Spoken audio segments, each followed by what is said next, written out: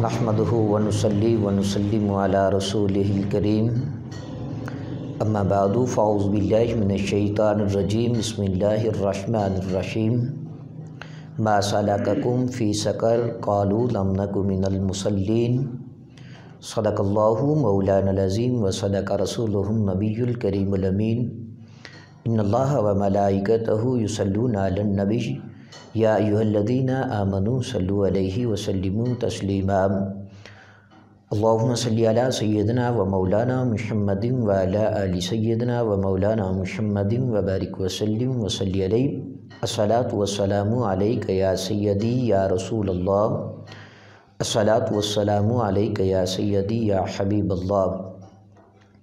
حمد و صلوات کے بعد میرے نہایت ہی معزز و محتشم سامعین کرام، خالق کائنات جل وعلا نے اس آیت مقدسہ کے اندر بے نمازیوں کے حوالے سے ذکر فرمایا کہ جہنم کے اندر جب بے نمازی لوگ داخل ہوں گے تو وہاں ایک دوسرے سے وہ یہ سوال کریں گے ما سلککم فی سقر، تمہیں جہنم میں لانے والی کون سی چیز ہے؟ تو وہ جواب دیں گے قالوا لم نک من المصلین، کہ ہم دنیا میں نماز نہ پڑھا کرتے تھے، نماز سے کتراتے تھے، نماز کے لیے مساجد میں نہیں جاتے تھے، اس لیے آج ہمارا ٹھکانہ جو ہے وہ جہنم بنا دیا گیا۔ امام بخاری رحمۃ اللہ تعالی علیہ نے صحیح بخاری شریف کے اندر اس بات کا ذکر کیا کہ میرے آقا نور مجسم شفیع معظم صلی اللہ علیہ وآلہ وسلم نے ارشاد فرمایا کہ قیامت والے دن سب سے پہلے نماز کے بارے میں عبادات میں سے سوال کیا جائے گا۔ اور فارسی کے ایک شاعر نے یہ کہا کہ روز محشر کے جاں گداز بود، اولین پرسش نماز بود۔ قیامت والے دن جب جانیں پگھل رہی ہوں گی، نفسا نفسی کا عالم ہوگا، اس وقت سب سے پہلے نماز کے بارے میں پوچھا جائے گا۔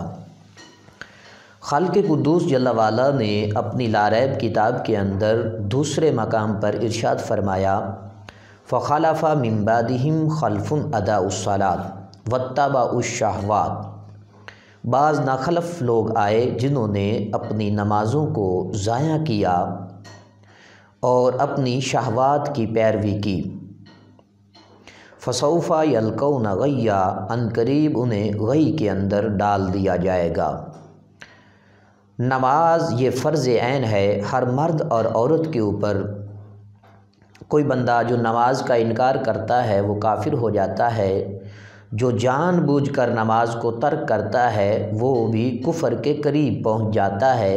میرے آقا علیہ الصلوۃ والسلام نے فرمایا من ترک الصلاۃ متعمدا، جس نے جان بوجھ کر نماز کو ترک کیا فقد کفر، اس نے کفر کیا، یعنی کافروں والا اس نے کام سر انجام دیا۔